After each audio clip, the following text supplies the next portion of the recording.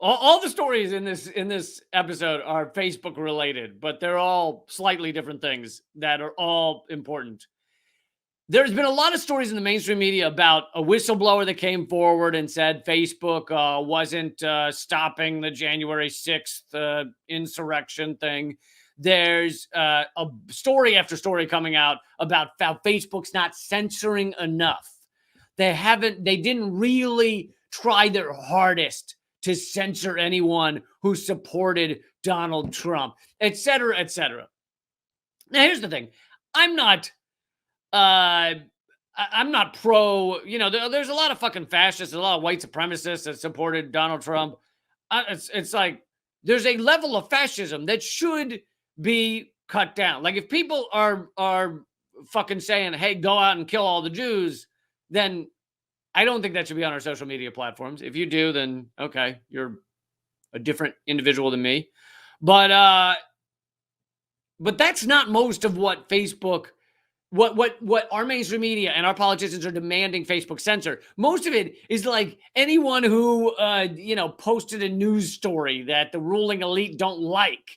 There are tons of leftists being banned or suppressed on Facebook. I'm heavily suppressed on Facebook. Why do you think there's only a few hundred of you watching this right now, whereas I have 320,000 followers on my Facebook page, and 100 and 200 people are watching this right now? That's heavy suppression. And our mainstream media is saying Facebook is not suppressing enough. And a lot of left-wing people are getting behind this because they don't understand what it fucking means.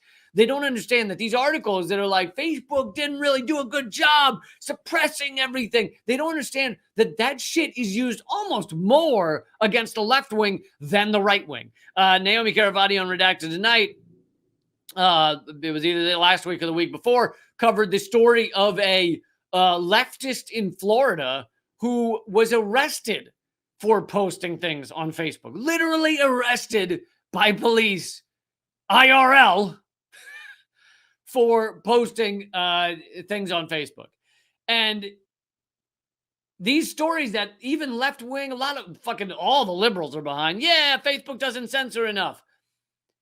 You should not support any of this shit, because here's the thing. Like I said, Facebook is so big, and if you can buy Instagrams in the Facebook world, so Facebook and Instagram are so big that they literally are another internet, basically another internet. You should not support the suppression of like fucking news stories that don't align with mainstream media, news stories that don't align with the ruling elite, news stories that don't align with the oligarchs. These are by definition sociopaths. That's how they got to that position. They are fucking sociopaths. They have no empathy. They are just supporting the American empire as we crush country after country, destroy life after life after life. That's who these people are. And they're upset Facebook is not suppressing things that are opposed to their worldview. That's what that is. It's vomitous. And instead, you have a bunch of left wing and liberals going, yeah, Facebook doesn't suppress enough. And it's fucking pathetic. And that brings me to my final story on Facebook, which is what they just did to activists in Nicaragua. So here is, and by the way, at the end of this, I'll try and answer some questions, or if I see comments that I can dig into a little bit, I'll check for those as well. By the way, join on Rockfin, ROKFIN.com/Lee Camp. Join me over there. And yeah. So here is, I'll share this with you. This is from the Gray Zone.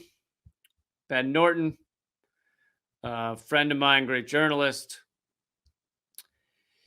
This is Meet the Nicaraguans. Hold on. Meet the Nicaraguans. Facebook falsely branded bots and censored days before elections. So this just came out the other day. Facebook, Instagram, and Twitter suspended hundreds of influential pro-Sandinista journalists and activists days before Nicaragua's November 7th elections, falsely claiming they were government trolls. So Down in Nicaragua, many of you may know, there's a Sandinista government in power, Daniel Ortega, and Ben Norton also lives down there now.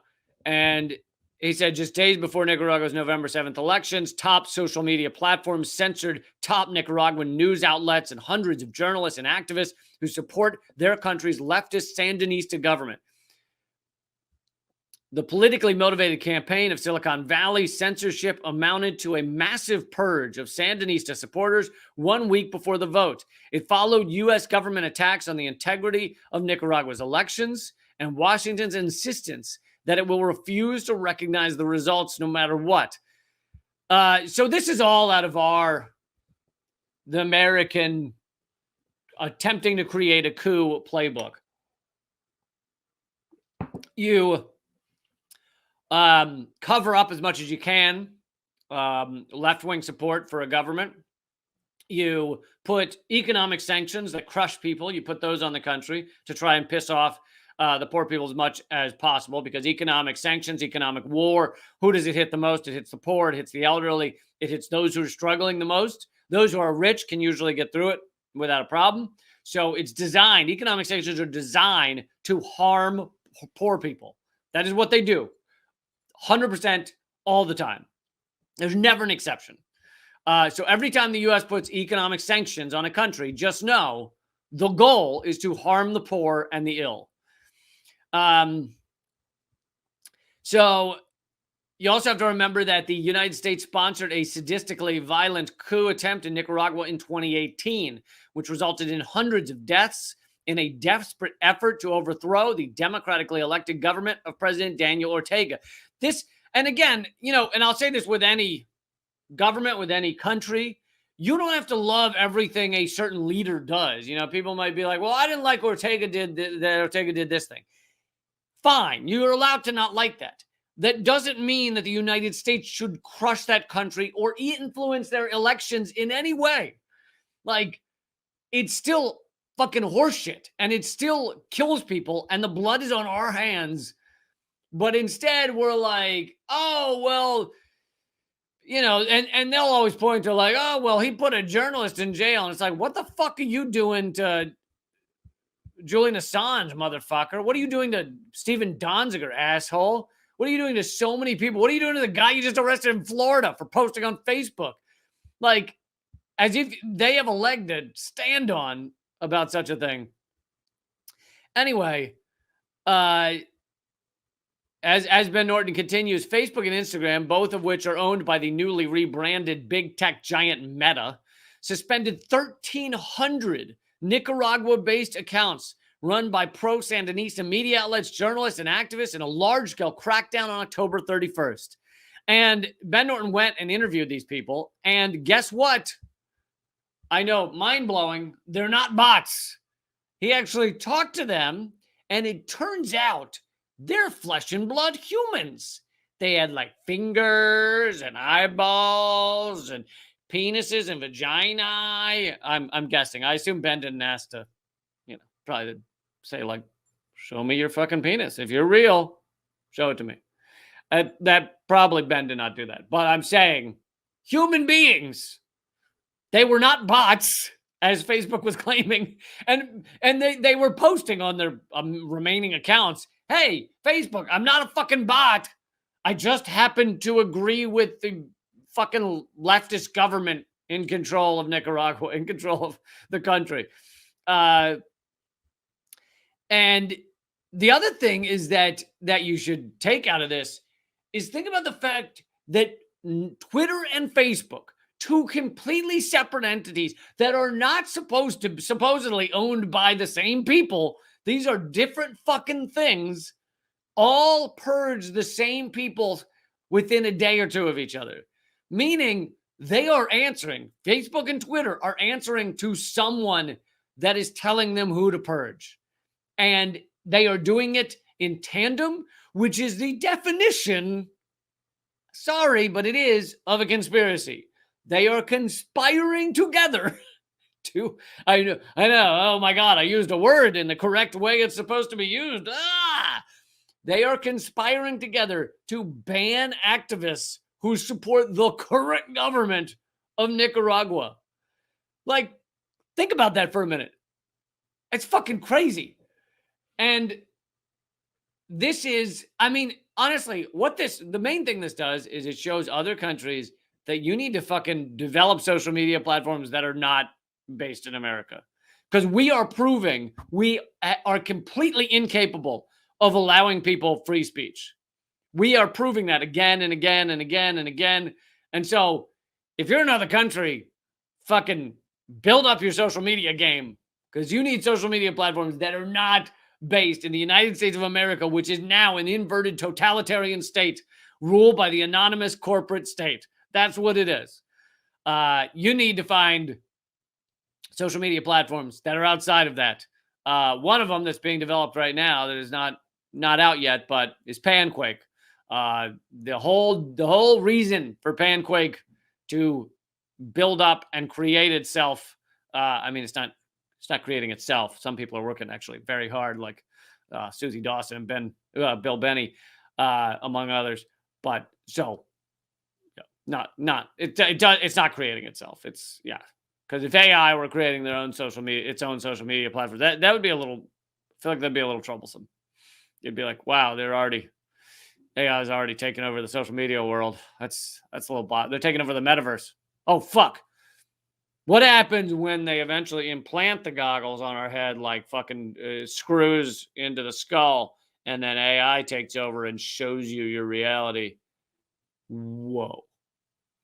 For those of you watching this, that moment is really going to send you into a tailspin. I'm sorry about that. Should have given you a trigger warning. Anyway, Panquake, they're working on that. So I'm sure some of you have been monitoring their progress. Looks like it's really coming along. And the whole point of Panquake is that it is outside of the American corporate state ownership.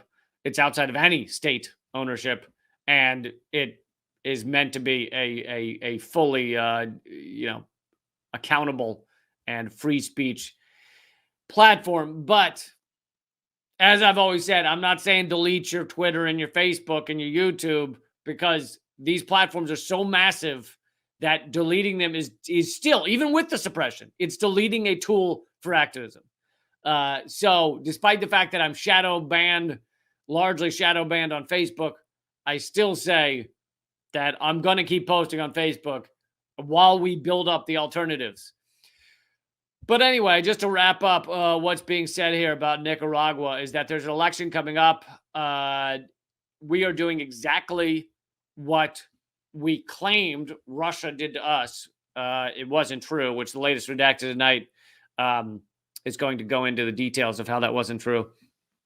But we are doing exactly what we accused Russia of doing, which is, it's a standard operating procedure for America, is to point to other countries and go, you're doing the thing we're doing. You're doing the thing we want to do a lot. Don't do the thing we do. That's standard operating procedure for us. And another example of that is it just came out that USAID, I believe, and NED, the two CIA cutouts that we pretend are for aid work in other countries. Hello, we are American with an accent for no reason, just because it's funnier. Hello, we Americans would like to help you in your country. But in fact, they're CIA cutouts that are there to basically not say they're CIA. They changed the name tag. They went, I'm not Lucifer, I'm Dan. Hello, it's me, Dan. That's what they did. So they took the CIA name tag and they went, USAID. We're here to help you. So anyway, it's just come out that they did exactly to Venezuela what we accused Russia of doing, which is ads, bots, everything to try and influence the Venezuelan election back in, I believe it was 2018. And they believe they succeeded in getting some of the opposition candidates to win in certain municipalities, certain areas around Venezuela. it's tough to say how much influence it had. But the point is, several $1 million was spent on trying through social media to influence the Venezuelan elections, exactly what we accused Russia of doing.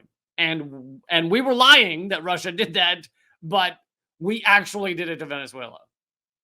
And that just came out recently. So there you go. 4 stories about how fucked up what's going on with Facebook and all the social media platforms.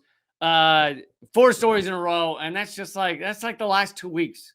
Honestly, I could have a show that just covers all the shit that Facebook and YouTube and shit are up to, and Google are up to.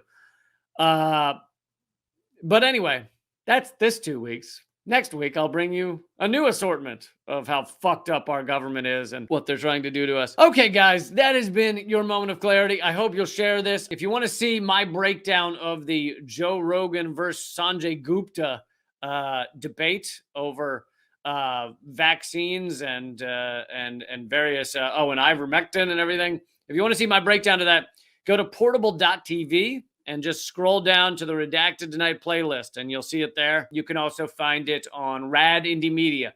If you haven't heard, radindiemedia.com, radindiemedia.com is a site I created with Eleanor Goldfield to give you all of the best news from around the web. You'll see it there. It's got all what should be your favorite sources, like really awesome, legit sources that are not fucking CNN and Fox News and all that garbage. So you should just check it every morning. Check it every day. What do you have to lose? Honestly, the average amount of time spent on Rad Indie Media is 2 minutes. That's how quickly it takes you to fucking scan it, figure out which articles are important that day, and go to their site. It's Common Dreams, it's Counterpunch, it's my stuff, it's Gray Zone, it's Jimmy Dore, it's Consortium News, Eleanor Goldfield stuff. It's all there. radindiemedia.com. Please make it, fucking bookmark it, and make it your morning daily newspaper. Oh, and if you want to support my stuff like this or Common Censored, go to liberapay.com/Lee Camp. All right. Thanks a lot, and keep fighting.